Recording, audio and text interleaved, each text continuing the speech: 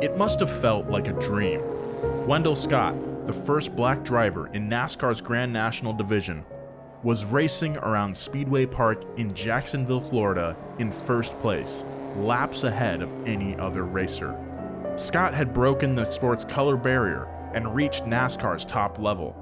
Now, he was about to win his first race. But when he looked up at the leaderboard, where Wendell Scott, number 34, should have been, the board was blank. When Wendell crossed the finish line, instead of waving a checkered flag, the official in the tower stood motionless. The dream was now a nightmare. Even though Wendell was winning the race, he couldn't seem to finish it. It was almost like he didn't exist at all. Another driver crossed the finish line instead, and the checkered flag waved, confirming Wendell's erasure from the scene. Euphoria melted into confusion, frustration, and anger. But this wasn't a dream or a nightmare. It was Wendell Scott's real life.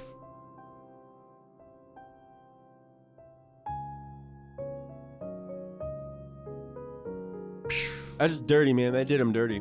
Yeah, and we'll get into that later in this episode. Welcome back, everyone, to Past Gas. I am your host, Nolan Sykes, along with my co-hosts, as always, one Mr. Joe Weber. Fired up. And James Pumphrey. More power, baby. How you guys doing? More power, baby. That's my catchphrase, baby. Buy it on a shirt. Stickers. That's right. I'm doing great. Thanks for asking, Nolan. You're welcome.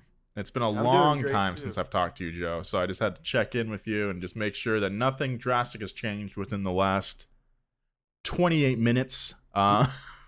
Yeah, I washed my shirt and I threw it in the dryer really quick on the break, so I got a nice clean shirt. Nice. Took a shower. I ate a meal. Whoa. All during that, really? No. Oh. Well, like I said, it's part 2 of Wendell Scott, one of the first black men in NASCAR. As we saw last episode, we saw him go from moonshine runner to professional racer, and now we're going to see him in the top level of NASCAR and some of the triumphs and tribulations of his career. So, without further ado, are you guys ready? Moonshine Runner sounds like a video game. Yeah, we should have like some IP for that. Yeah, Moonshine Runner is a video game that I would play. Would you play Desert Truck or whatever it's called? There's a Sega game where you drive a truck in the desert for 8 hours from like Salt Lake City to Phoenix. Really? And you can't pause it. It's 8 hours. That's the bus game. Oh, Desert the bus, Bus. Desert Bus. Yeah. It was Penn Jillette, right? Or something like that. I'm not sure, but that used to be a pretty common like charity stream game. Oh, because cool. you can't pause or anything like that. You just gotta drive it for 8 hours. We should do that. We should. Yeah. Write that down. Speaking of video games, Nolan and I are in a video game, Dirt 5, that comes out in October. Good segue. On all consoles, current and future gen, as well as PC. We're very excited. We do a version of this podcast. For some reason, Joe's not in it. Hey, I'm cool with that. I coded a little bit for that game. Oh, so okay, cool. So my name's on the back end. Yeah. Yeah. But Nolan and I kind of guide you through the career mode. We're really, really excited and can't wait to play that with you guys. We'll figure out some sort of live event where we can play together. I'll be on there. My Xbox games handle is Jason's Dad 1975. I love my son Jason. Yeah, we recorded some sessions with renowned voice actors Nolan North and Troy Baker. Nolan North was actually in my dream last night, which I just remembered. Whoa! Is this safe for work? Should we warn the people to cover the kids' ears? Earmuffs, it's buddy. Safe for work, yeah. Just Nolan on Nolan. Just getting sweaty. Just greasing each other up. Just greasing. Getting their knucks greasy. Yeah, greasing their knuckles up on each other. Oh, boy. Okay, let's get into it. It's like in Call Me by Your Name. They're not both seen named that. Nolan, so they're just like Nolan.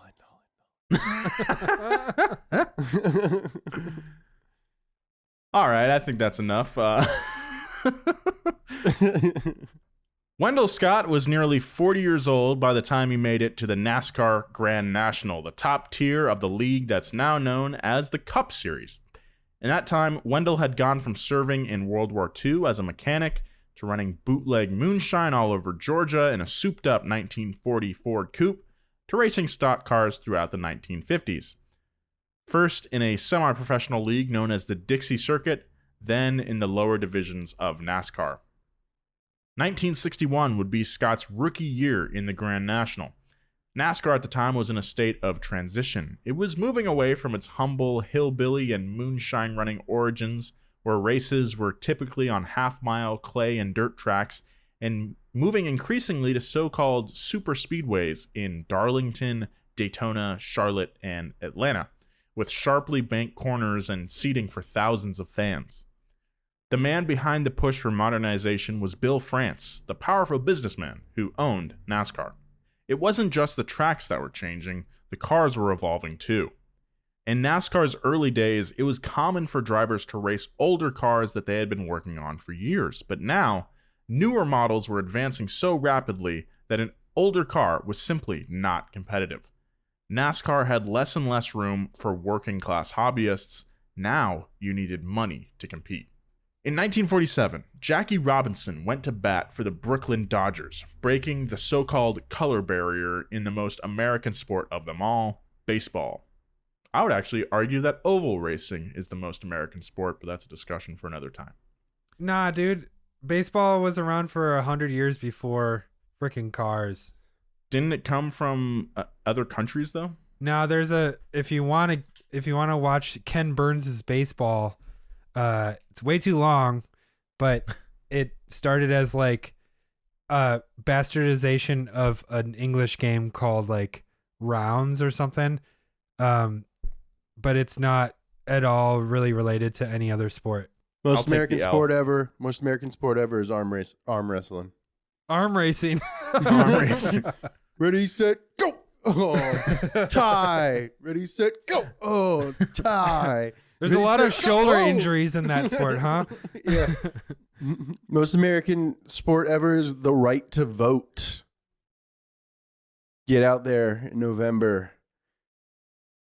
Exercise your sports. See, it's called exercise your right to vote. So it's a sport. Keep talking about cars, dude. We don't I want to like hear it about your better politics. when you just talk about cars.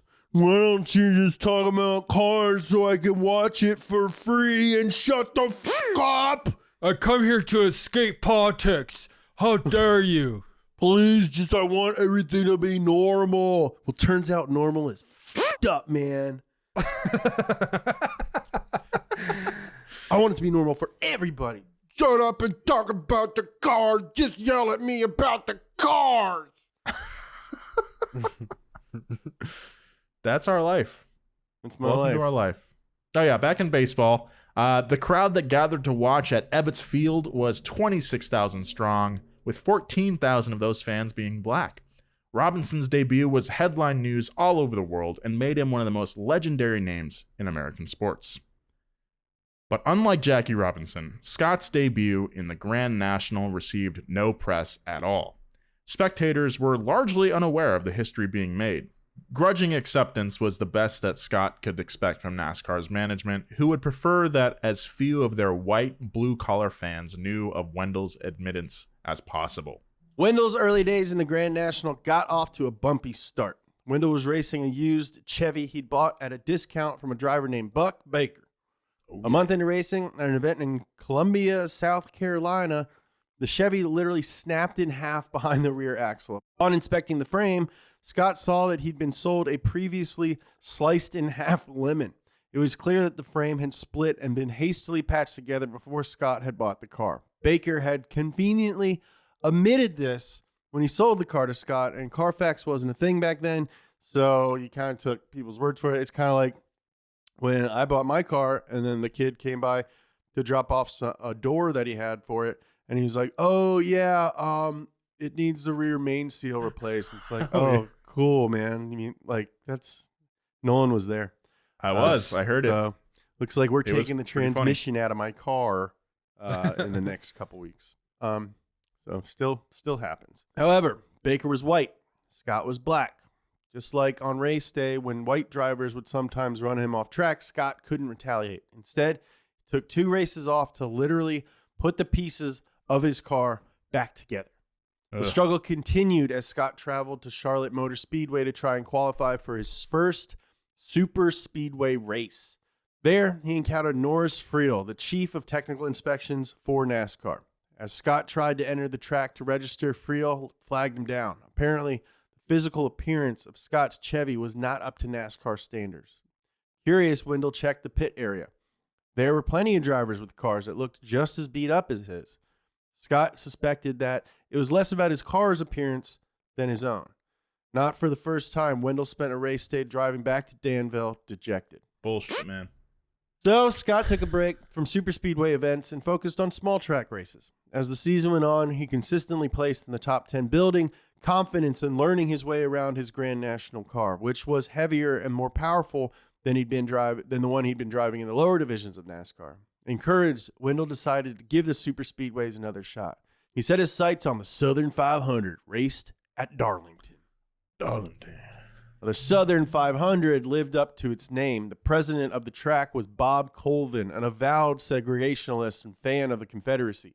The infield was a huge party with country music and plenty of drinking. Everywhere were Confederate flags, which they just banned this year, which everyone's patting them on the back about, but that's insane that it took this long. Can you imagine just going to a basketball game and people are just like, yeah, go Pelicans. I mean, I just want to clock that NASCAR is the only sport with one black athlete. Like, that's absurd. In fact, Darlington actually flew the Confederate flag to start the Southern 500 instead of the traditional green flag. Even for a league that typically embraced white Southern heritage, the Southern 500 was on another level. Even to attend the event as a black man would have been hugely intimidating, not to mention dangerous. For Wendell Scott to even apply to race in the Southern took enormous balls that must have been challenging for Scott to fit into his Chevy. Yeah, they weighed his car down, it acted as a ballast. Put more grip on them I tires. do have to say, you need small balls to drive the Shiro because the gas pedal and the brake pedal are like very close. Oh, that's right. You got a new car too, Joe, didn't you? Yeah, it's so fun. But it is just like I get out and my balls just like go back to normal. I'm like, oh, wow. You ever like just be sitting there and you'd be like, oh man, I have to poop. But then you're like, oh no, my legs are just too tight on my balls. No. No. What? What is that?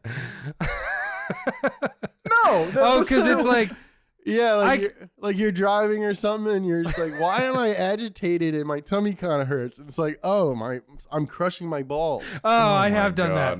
Okay, I don't that feel makes like more sense. I was I don't ever equate it with James. like the desire to poop though. Like Yeah, I feel like I was like, you gotta see a doctor if those are the same sensations. So yeah, Scott's big balls didn't fit in the Chevy, but balls weren't enough. Bob Colvin denied Wendell's application, and Bill France, the president of NASCAR, who had previously promised Wendell that he would be treated like any other NASCAR driver, was silent on the issue. For France, this was business. Why take a stand and risk alienating one of the most powerful track owners in the sport? Not a good look. However, okay, look, this was a long time ago. I don't want it to make it sound like the current France's, I don't know, sins of the father, that whole thing. we can say that it was bad that he stayed silent when promising Wendell that before. Like, I think we're dealing with that still today. A lot of people being silent on the issue when they have a platform, but I think that is like an issue too. Like, people just don't want to like stir the pot, and a lot of it has to do with money. but I think it's a little bit cowardly. Yeah. I can see if it was like multiple drivers, he'd probably have to address it, but it was like the first one, and he, like, I don't know. It's just a power situation. Like, yeah, like you're saying, we lost a bunch of subscribers and I lost a bunch of Instagram followers. I don't know if we really lost a bunch. I mean, we lost quite subscribers. You shouldn't be afraid to say what's right. Like, I'm not anymore. Like, I you know, I look back at myself from like a year ago. It's like, why were you afraid, quote, afraid of like saying anything? And it's just like, you know, if you say something that you believe is right and it is right, and you lose like a few people and you get a few DMs from obviously racist people, like, I don't care. I don't care if I lose them. I don't care if they stop supporting what I'm doing, because that's not the kind of person I want in my fan base anyway. Yeah. So if it's just a number, if it's like you're worried about the numbers, whatever, it's just yeah, that's another thing. It's like, why are you caring about a freaking number on some bullshit app, you know? Like Instagram or whatever. Like, that's just shameful in my opinion anyway, and I want to make up for that fact. You don't owe it to anyone to conform to anyone's ideals. So it's like you're not a character. You're like a real person that has an Instagram account. Totally. And can say whatever you wanted. Yeah, that's why I get pissed when people tell me to, like, oh, you better not say anything. You better stick to cars. It's like, dude, first of all, I don't even know that much about cars in the first place. So you shouldn't be listening to I like cars. I don't know a lot about them. That's something I've been thinking about a lot lately. Is like it's like, yeah, I really like cars, but man, you gotta learn more. Some people like them a lot more. Yeah. So that point is kind of moot in my opinion. And second of all, it's like, yeah, you know what? If I do have a platform, it would be stupid for me to not promote stuff. That's why, like, one of my favorite videos that we've ever done is, it didn't do very well, but I'm so glad we did it. But was like when I slept in my car for that week and we like kind of talked about homelessness in LA. Like, that's one of my favorite videos, because it's like, hey, we actually, like, you know, tried to help this organization that was trying to solve that problem. Yeah. Mm-hmm. I think it did a great job of bringing that issue to the forefront of, like, maybe people who weren't paying attention to it that are fans of our channel now know that it's a problem. And I don't know if that's going to like dictate what they do in their life, but it's still like brought it up. And I think that's super important. In response, Wendell did what he always did. He kept racing. In October of '61, he had his best showing yet at Greenville Pickens Speedway. That's a name. Qualifying in second and finishing 8th. Looking back on the year, he turned in an exceptional rookie season with 5 top 10 finishes out of 23 starts. By points, Wendell had his best performance of any rookie in 1961. According to current NASCAR rules, he would have been awarded Rookie of the Year automatically. Wow. Good for him. And he's in his late 40s at this point?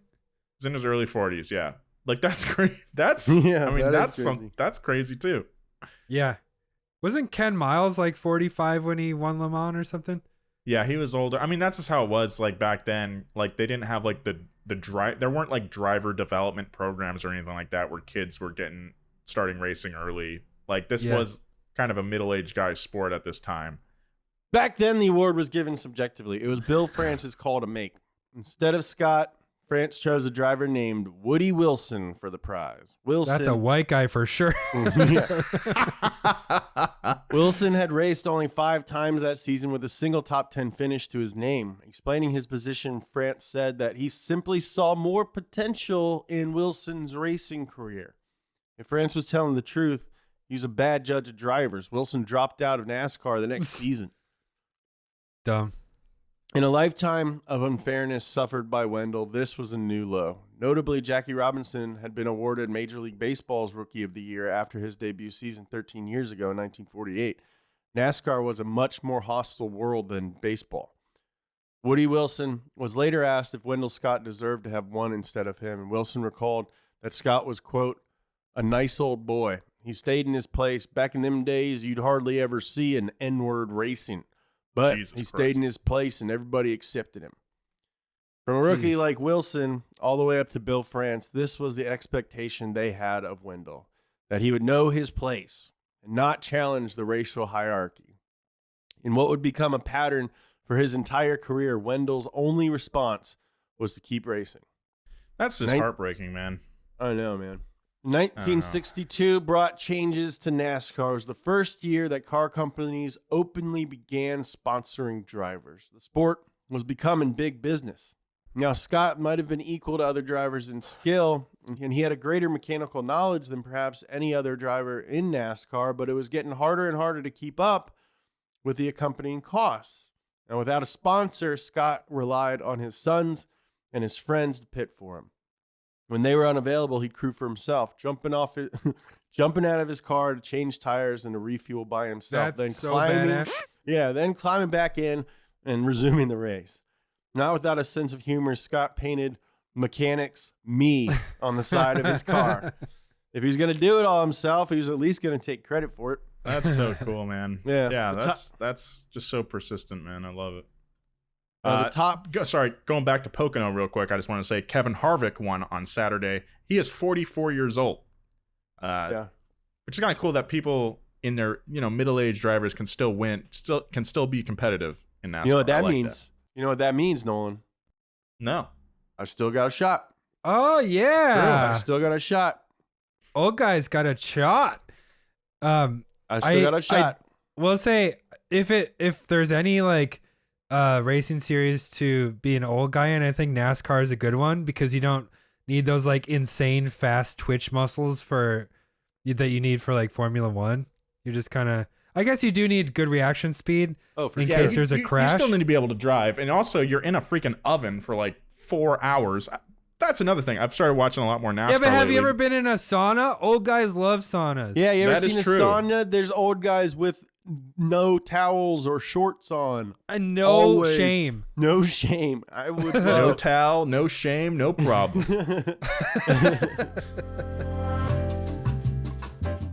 If your mailbox is anything like mine, 90% of the time it's a fairly depressing place, right? You got your political flyers, you got the utility bills, you got a bunch of coupons that you'll never use. But once a month, I do have a reason to be stoked about my mailbox, thanks to Bespoke Post and their box of awesome. I've got a couple boxes of awesome already, including this knife. I believe this was the Terra box. It's Damascus steel, which is really cool. Then I also got the Weekender box, which comes with this cool duffel bag. I've actually used this thing a ton. They weren't lying when they called it the Weekender. Okay, this has just enough space for a weekend of clothes, and I love it. It makes me feel very sophisticated and grown up. Because guess what? I'm 27. I gotta stop acting like I'm 21, because I'm not. From style and grooming goods to barware, cooking tools, and outdoor gear, Box of Awesome has carefully built collections for every part of your life. Get 20% off your first monthly box at boxofawesome.com with code GAS at checkout. That's boxofawesome.com, code GAS for 20% off your first box. Thank you very much, Bespoke Post, and thank you, Box of Awesome. I'm going to go play with my knife now. The top stock car's edge was in the straightaways, where they could outpower Scott. Without the required horsepower, Scott knew that the smaller the track, the better the chance he had of a good result. As the 1962 season was underway, Scott continued to pick up top 10 finishes at the tracks that played to his strengths. A summer race at the Savannah Speedway in Georgia, shout out to Savannah, gave Scott a taste of life at the top, but it was bittersweet. Savannah was a short clay track, perfect for Scott. For the first time, Wendell qualified on pole, stunning the crowd and his fellow racers. Between qualifying and the race, the mood in the pit was tense. In the pre-race meeting, one of the other drivers referred to Scott using the N-word, and another threatened to wreck Scott at the start of the race. The event was anticlimactic, as Scott had engine issues and finished in the middle of the pack. But the message was clear. A black driver was one thing, but a winning black driver was apparently a step too far. As Wendell continued in the sport, the financial and racial stresses only mounted. He developed stomach ulcers that were so bad he was puking almost every day. Driving to races, he'd have to pull over to the side of the road until the pain had passed. And through the rest of his career, these ulcers would continue to haunt him. The psychological strain was clearly causing physical pain. Scott got so sick of the bullying by white drivers that he decided to take an extreme action. After Jack Smith purposely wrecked Scott at a race at Bozeman Gray, in the next race, Scott hid a pistol in his car, pulling it out during the pace laps and pointing it at Smith. Oh my God. That's insane. It was a rare moment of confrontation for Scott, who typically kept his head down. Whatever his response, the insults and threats never stopped. For the second year, Scott was denied entry at Darlington. Jeez. On the bright side, the 62 season showed that Scott's strong rookie year hadn't been a fluke. He raced 41 times and garnered 19 top 10 finishes. He managed to place 15th of all the drivers, earning $11,000 in winnings, about $90,000 in today's money. That's good money. However, money was increasingly concentrated on the bigger circuits where Wendell's underpowered car was still struggling. On those tracks, sponsored drivers' factory cars could drive an average of 15 to 20 miles an hour faster than Wendell. With that sort of discrepancy, Scott could have the race of his life and still finish in the middle of the pack. Wendell wanted to continue climbing the ranks, but clearly he needed a sponsorship to get there. For the 1963 season, Scott replaced his Chevy with another Chevy, a 62 Impala that was again bought used from another driver. That's so crazy that a 62 Impala used to be a race car. I know, right? Those things are so big. It's awesome watching that vintage NASCAR footage because there's just these giant cars that look like your grandma used to drive, but they're going almost 200 miles an hour. My grandma used to drive a Cadillac Catera. And she would regularly drive 200 miles an hour. Yeah. Yeah. Oh, that's the caddy that zigs, right? Yeah, it was the caddy that zigs. Yeah, so this Impala was the best car he'd owned to date, but it was still no match for the top of the field, which was increasingly dominated by Ford. By this time, Scott had clearly reached a plateau in his results, consistently in the top 10, but never on the podium. Just competing had been a victory for Wendell, but he was as competitive as any other driver. Deep down, he wanted to win, and 3 seasons into the Grand National, he had not yet won an event. For America, 1963 was a year of incredible highs and incredible lows. Martin Luther King Jr. delivered his I Have a Dream speech that summer. Wendell Scott, like every American at the time, must have heard it. It's tempting to imagine Wendell's reaction as MLK spoke to the 250,000 people gathered saying, quote, "I have a dream that one day on the red hills of Georgia, the sons of former slaves and the sons of former slave owners will be able to sit down together at the table of brotherhood." Wendell was one of those Georgia sons, but the brotherhood he was trying to join had hardly welcomed him to the table. His seat was in constant danger of being snatched away. From MLK's mountain of oratory, the year descended into despair and violence. September brought the Birmingham church bombing, killing 4 young African-American girls, and on November 22nd, JFK was shot dead in Dallas, Texas. Only 8 days after the assassination of the president, Wendell Scott headed to one of the final Grand National races of the year in Jacksonville, Florida. It was an old-school half-mile dirt track perfectly suited for Wendell, who at 41 years of age was getting to be pretty old-school himself. It was a crazy time in history to be racing, but for Wendell's whole life, he'd always been able to keep his eyes on the track. There's no reason to think this Sunday would be any different. In fact, Wendell's focus on the track made a crucial difference in the race. In qualifying, he noticed that the circuit was banged up, filled with ruts and potholes. Wendell ran a slow heat, putting him in the 15th spot out of 22 cars at the main event. But with the experience that came with decades of working on his own cars, Scott had a flash of mechanical genius. Before the race began, he decided to remove half of his car's shock absorbers, compensating for the rough road. I don't understand that. So, he made his suspension softer. I think he took the springs out of one side. Oh, okay. Because those things probably had leaf springs in the back, I'm sure. Yeah, probably. The race began and quickly descended into a chaotic mess. It only took 6 laps of the 200-lap race for the first driver to be eliminated with a broken axle. It's a rough track. 2 laps later, a second racer was out with engine trouble. Wendell, meanwhile, was in a whole new world, cruising on his magic carpet ride, allowing the other drivers to wear out their cars while he maintained a steady pace and floated easily over the rough track. At 100 laps, the halfway point, 8 of the 22 cars were out of the race. As the race continued, Richard Petty ran in first place, while Scott settled into second. On a typical race day, that's likely where Scott would have stayed. But this was not a typical day. It was Scott's day. Like everyone else, the bumps took a toll on Petty's car, and he fell out of the lead with steering issues. Scott was in first place in a Grand National Division race, and because of his brilliant pre-race tactics, it seemed impossible for anyone to catch him. All he had to do was finish the race. It was one of those magical days on the track where nothing could go wrong. However, off the track, something was amiss. The track's leaderboard, which up until that point had been faithfully tracking the shifting positions of the drivers, had gone blank. On lap 200, Scott crossed the finish line. The official should have been waving the checkered flag, but nothing happened. Confused, Scott took another lap, and then another. Still, nothing. It was the nightmare from the opening of today's podcast. He was stuck in an endless race, in the lead, but unable to finish. At this point, Buck Baker, the driver in second, completed 200 laps. Suddenly, the checkered flag was out and waving for Baker. Inexplicably, Scott was awarded third place. The pit area was buzzing with confusion. Scott got out of his car and headed straight for Baker. Baker recalls Wendell saying matter-of-factly, quote, "Buck, you know something? I believe I won this race." Baker, however, wouldn't concede. What would emerge later as the reason behind this decision was utterly bizarre.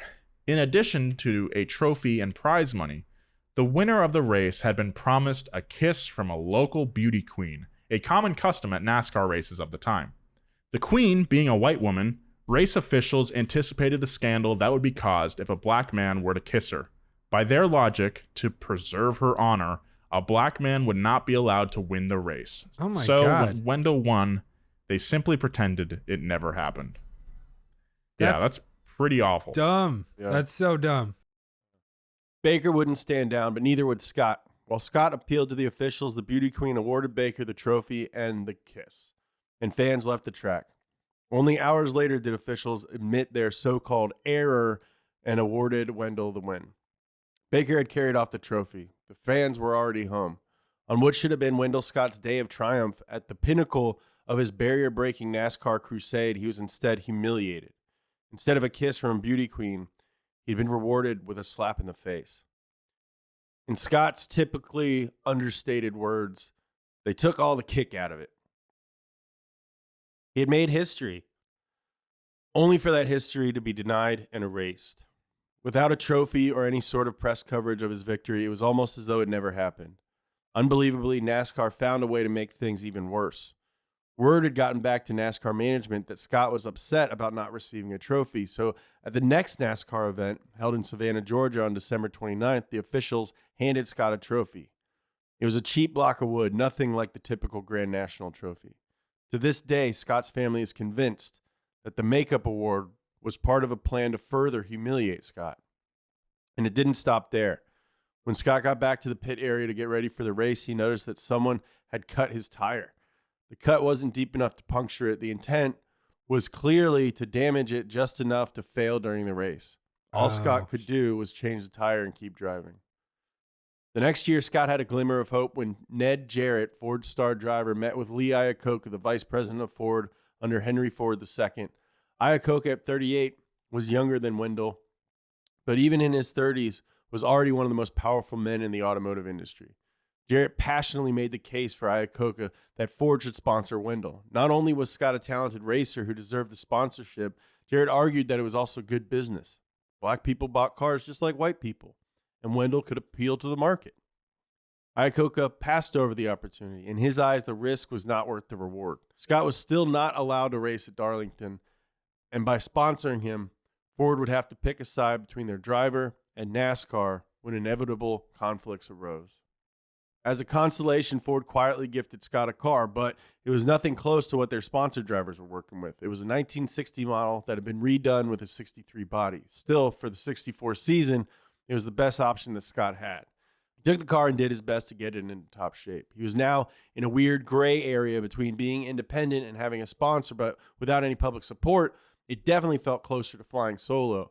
With Ford, Scott had his best year yet, placing 12th in points with 25 top 10 finishes and 56 races. Still, Ford declined to sponsor Scott. I mean, that's just like, you know, we've talked about Lee Iacocca in like a bunch of our videos, you know, especially Up to Speed. He's been mentioned in probably 25 videos.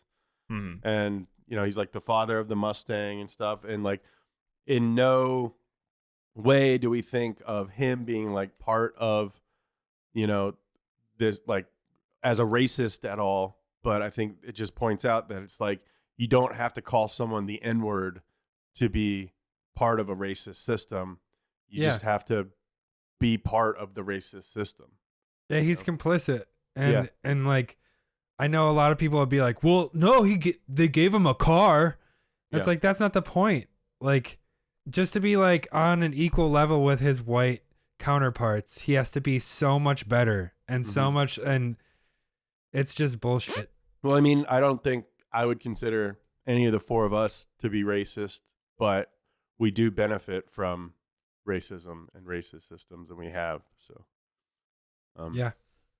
Imagine if Ford had sponsored Wendell at that time. Like, I mean, it probably wouldn't like change history in like a huge way, but you know, maybe there would be some sort of kind of like trickle effect where this enormous American corporation is like, hey, like, we got a black driver now. Like, maybe some sort of public opinion. Yeah, maybe Bubba Wallace wouldn't be the only black NASCAR driver in 2020.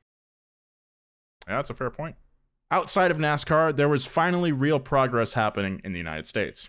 In 1964 and 65, major Supreme Court decisions dealt blows to the Jim Crow laws that had governed the South.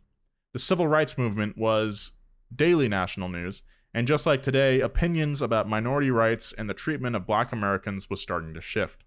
Even though Wendell had his haters, especially within the power structure of NASCAR, Scott was becoming a crowd favorite at the track. The blue-collar fan base loved an underdog, and underdog was hardly a strong enough word to describe Wendell Scott's story. Many of his fellow drivers also admired Wendell's amazing spirit. NASCAR teams like the Woods brothers and Holman Moody would often supply Scott parts at a steep discount. In his hometown of Danville, Scott was now a local celebrity. The changes in the country even had their effect in NASCAR. In 1965, Scott was finally allowed to race at Darlington. Unable to keep the pace with the sponsored cars on the fast raceway, he placed in the middle of the pack. Still, it was progress. Behind the scenes, however, things were unchanged. When Scott went to collect the customary travel payment after the race, Bob Colvin, the track's president, turned him away, calling him the N-word, and Scott's only option was to walk away. Yeah, Bob Colvin.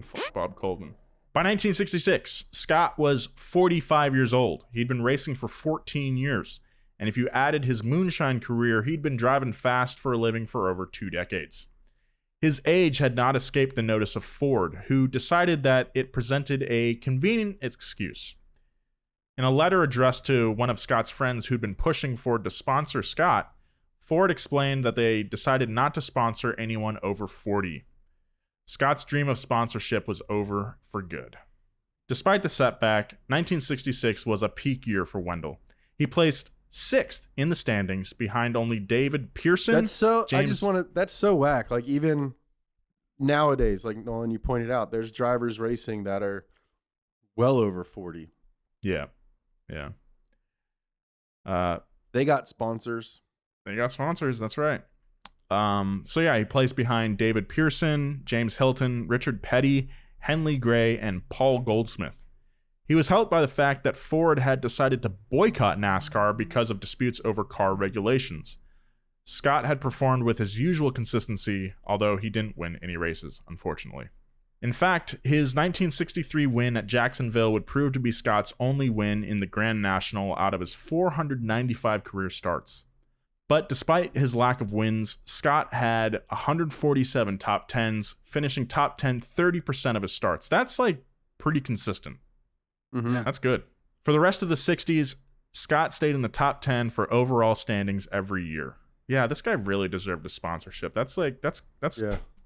Yeah, like he was doing top 10 in standings every year with like no budget.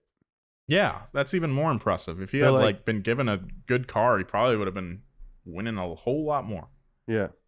By 1970, NASCAR's transition into the modern era was complete. The Talladega Super Speedway had opened in '69, nice, and was the fastest NASCAR track yet, with banks of 32 degrees.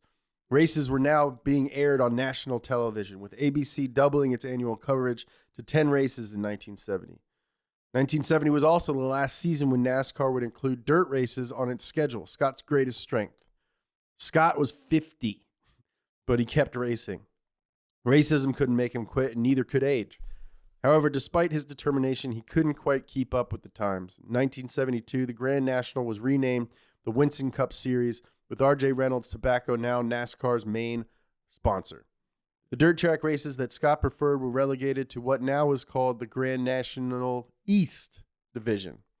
He would never again be a top-tier driver in the top league. By the end of 1972, it seemed like retirement was the most obvious option for Wendell. Even his most diehard fans would certainly understand if a World War II vet wanted to retire from car racing in his 50s. Instead of retiring, Scott went all in. In the past, he'd remortgaged his house to pay for cars, and he did it again, taking out a $13,000 loan. He borrowed another few thousand from a friend and bought a 1971 Mercury V8 from the Wood Brothers team. It was the best car Scott ever owned. But then he put it up on a lift and he realized it was 3 cars welded to each other. The car cost $22,000. Nowadays, that is $133,000. Oof. Scott repainted it red, white, and blue. For his first race in the Mercury, Scott passed over the dirt ovals where he'd made his start. Instead, he'd debut his car at the fastest racetrack on earth, at the Winston 500 in Talladega. Ironically, the marshal of that event was George Wallace, the infamous segregation governor who in the 60s has pledged to preserve segregation today, segregation tomorrow, and segregation forever. Wallace had been paralyzed in an assassination attempt a year earlier, so he was being driven in a convertible through the pit area. Wendell Scott reached out and shook Wallace's hand. It's impossible to know what either Wallace or Wendell made of that moment. That's a pretty cool power move to be like. Yeah. I would have yanked him out of that convertible. Well, in qualifying, Wendell's Mercury averaged 163 miles per hour, much slower than the 193 miles per hour pace set by the fastest car. Scott was disappointed, but the Wood Brothers team stepped in before the race, promising to tune the engine to Wendell's satisfaction. When Scott took to the track for the pace laps, his son timed him at 184.5 miles per. He finally had his dream car. But the dream lasted a mere 10 laps. A driver named Ramos Stott blew his engine and ran into the wall, leaking oil all over the track. As cars veered off the pavement, dust was kicked up from the infield, reaching the area of the accident. Scott pulled off the track and stopped. He wasn't safe, however. A car slammed into his rear, knocking the Mercury sideways. Then a second car smashed straight into Scott's driver's side door, crushing the car and Scott in it.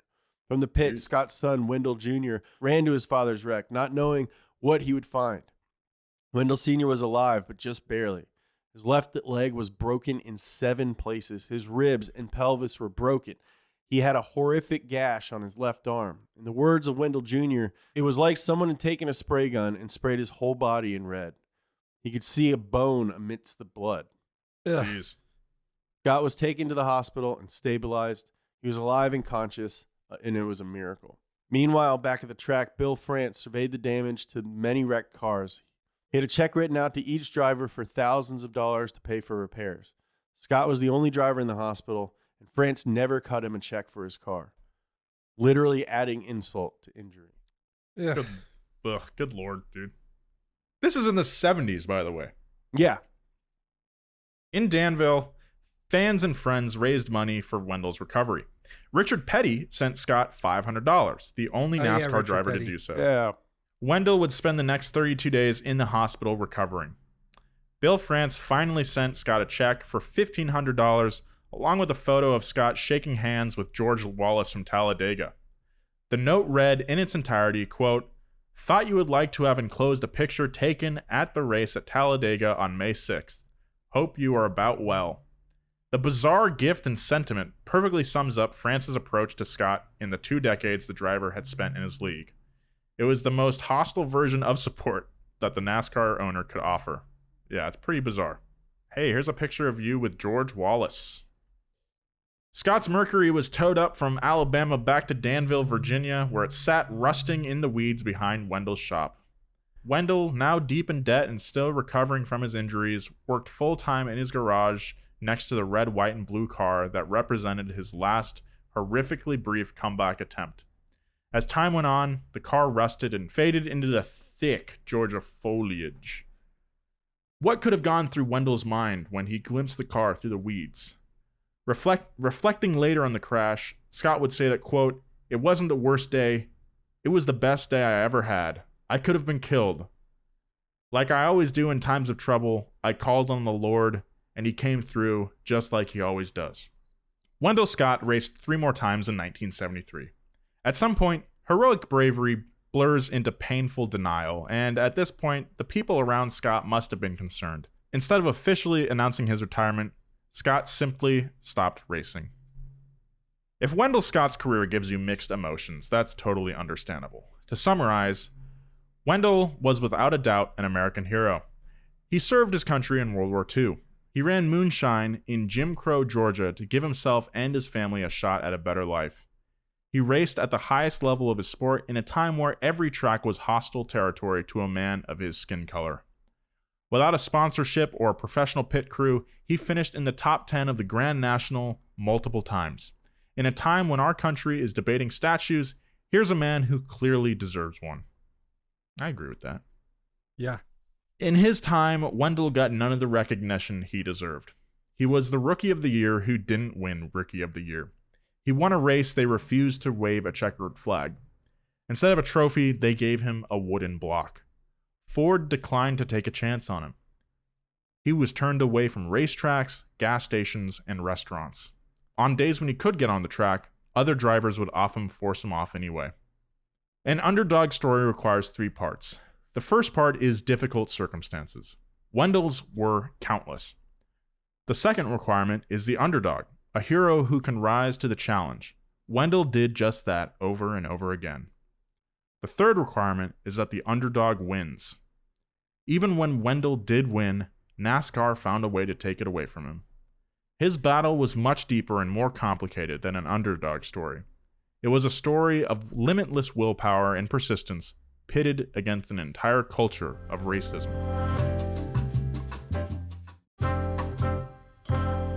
In an amazing twist, Wendell's totally un-Hollywood story was made into a very Hollywood production in 1977. The movie was Greased Lightning, starring Richard Pryor as Wendell Scott. Pam Grier played Mary, Wendell's wife.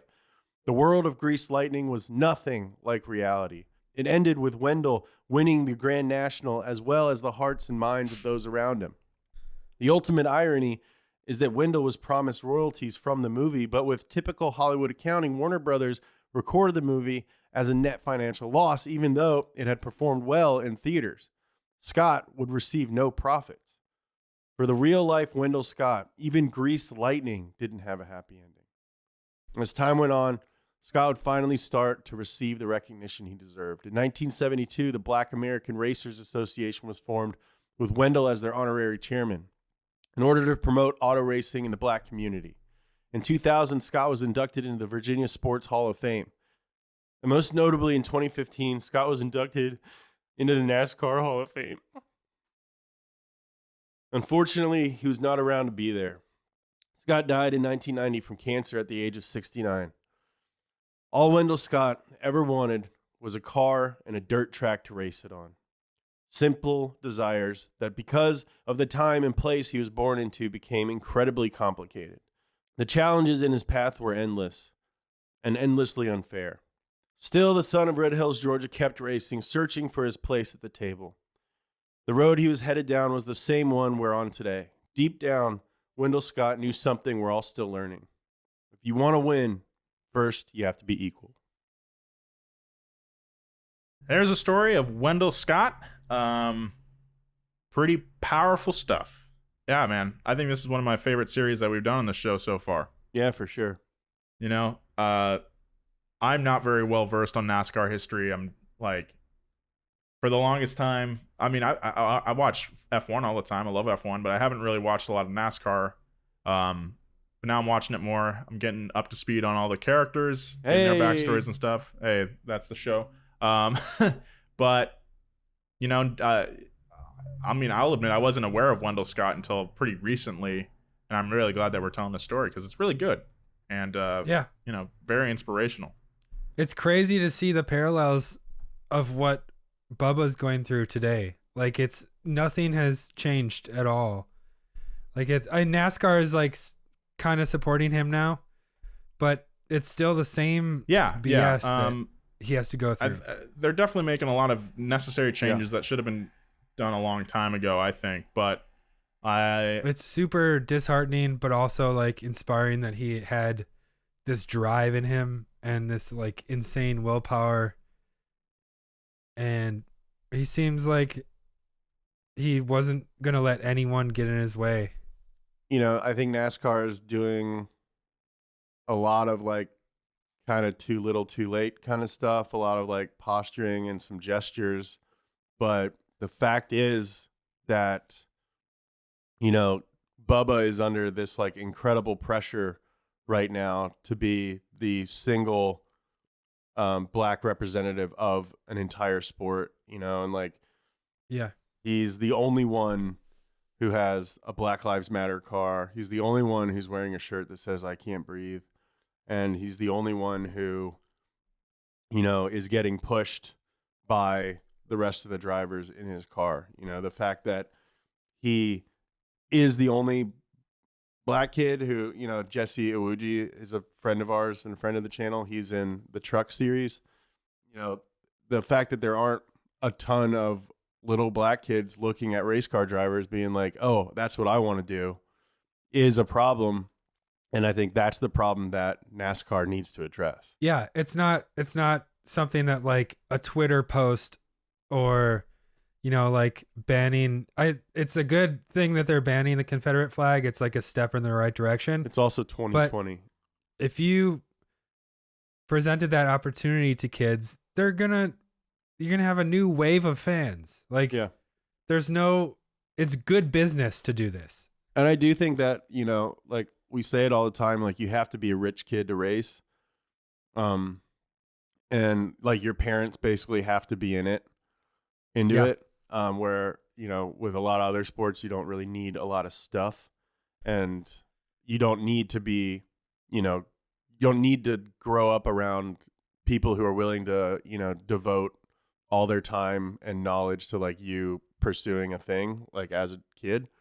And I really do hope that, you know, with sims becoming, you know, so accurate and sim racing leagues becoming a thing, I think that is a real opportunity to offer this sport to a lot more people. Yeah, that's a really good point. All the you know, all the Black Lives Matter protesting, with all the turmoil that we're going through as a nation right now, I think, you know, it is scary. I can see why people are nervous and everything, but I think at the end of the road, I feel very optimistic. You know, you see it with a lot of like footage being shared on social media of, you know, examples of racism, both systematic and like just like absurd personal level stuff. I think there is a light at the end of the tunnel here. It's not going to happen without some change, some structural and systematic change, but I think we can do that. There's no reason that we can't. All right, so that has been our two-parter on Wendell Scott. Thank you so much for listening. If you like this podcast, please consider giving us a good review on the platform of your choice. It does help us out. And if you haven't subscribed to the YouTube channel, it's called Loud Engines by Nolan's House on YouTube. Check it out.